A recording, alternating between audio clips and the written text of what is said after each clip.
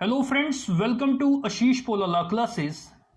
Today in the present lecture, I will discuss with you the criminal liability in respect of an act which is not intended to cause the death of another person. If the act is done by the consent of another person in good faith for the person's benefit.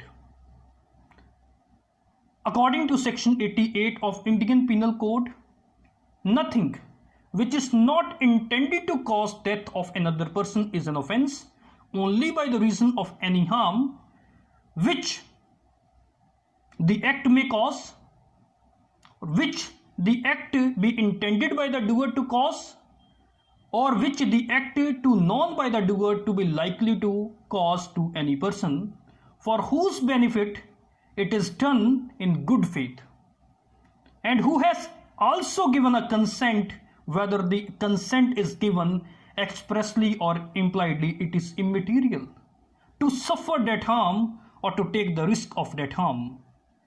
So I want to repeat section 88 of IPC. According to section 88 of IPC, nothing which is not intended to cause death is an offence by reason of any harm which it may cause or be intended by the doer to cause or to known by the doer to be likely to cause to any person, for whose benefit it is done in good faith, and who has given a consent, whether express or implied, to suffer that harm or to take the risk of that harm. Let us study the illustration which can explain section 88 of IPC. In this illustration, A, who is a surgeon, knowing that a particular operation is likely to cause the death of Z. Z suffers under a painful complaint, but there was no intention on the part of A to cause the death of Z. And what was the intention of A? The intention of the A was in good faith Z's benefit, and he performs the operation on Z with the consent of Z. In this case, A has committed no offence because, first of all, there was not any intention on the part of A to cause the death of Z. Secondly, the intention was very good. He was in good faith for the benefit of Z, performs the operation on Z with the consent of Z. So in this case, A has committed no offence and he will be protected by the provisions of section 88 of IPC.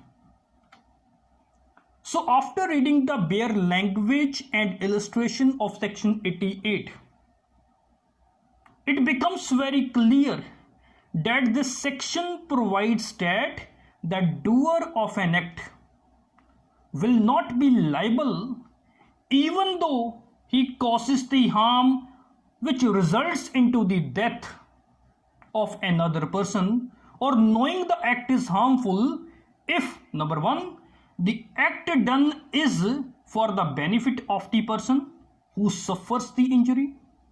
Secondly, such act is done with the consent of the person to suffer that harm or to take the risk of that harm. The consent may be express or implied, and the act in question is done in good faith. Last ingredient which is very important under section 88 of IPC is that the act is done without any intention to cause death, though it might have been done with the intention of causing such harm as may result in the death of the person who had given the consent to take the risk of that harm.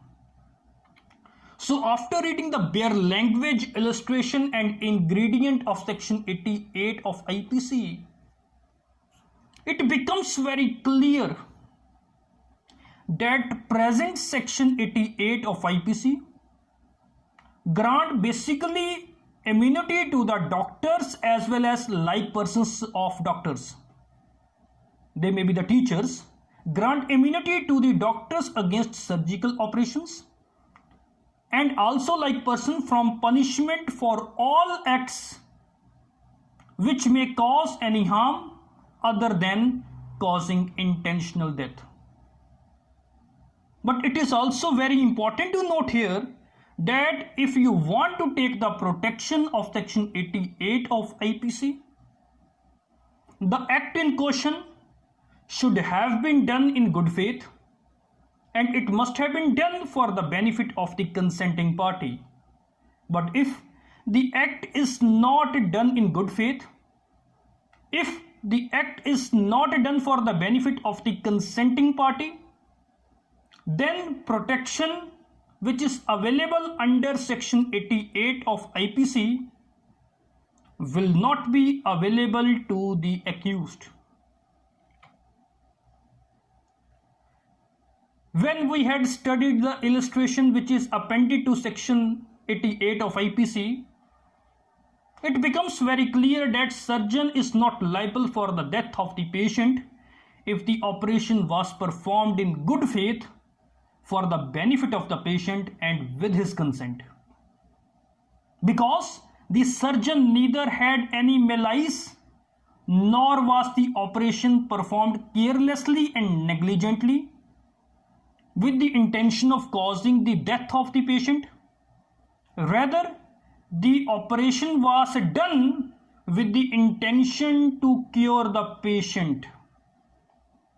Hence, the protection available under section 88 will be available to the surgeon, and surgeon will be protected from criminal prosecution under section 88 of IPC. But what will happen if while performing the operation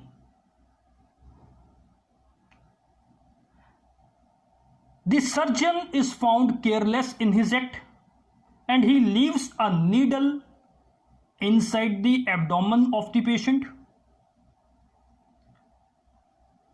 and due to the blood poisoning the patient dies because the needle was left inside the body of the patient? Then whether the surgeon can take the plea of section 88 of IPC? Then answer is very clear that surgeon cannot take the protection under section 88 of IPC. He would be liable for causing the death of the patient by negligence under section 304A of Indian Penal Code. It has been made clear in Jugan Khan versus State of Madhya Pradesh 1963, 1 Criminal Law Journal, page number 296. After reading the protection which is available to the doctors, the second question which arises that whether section 88 of IPC also provide protection to the teachers who inflicted corporeal punishment on the children to correct them and to maintain the discipline of the school. If we want to understand the situation of the teachers, then it is very important to refer the two authorities which were given by Bombay and Madhya Pradesh High Courts respectively. First of all, start from the judgment which was given by Bombay High Court in GB Gatke versus Imperial, AIR 1949, Bombay 226. In the present case, it was held by the Bombay High Court, first of all, that the school teacher committed no offence when he gave 5 to 6 strokes with the cane to a boy aged 15 years, as the boy was guilty of misconduct in his class. It was also made clear by the Bombay High Court that the school teacher as delegate of the parent is protected in view of the provisions of section 88 of IPC, as the parent or guardian must be held to have given the implied consent in respect of their children.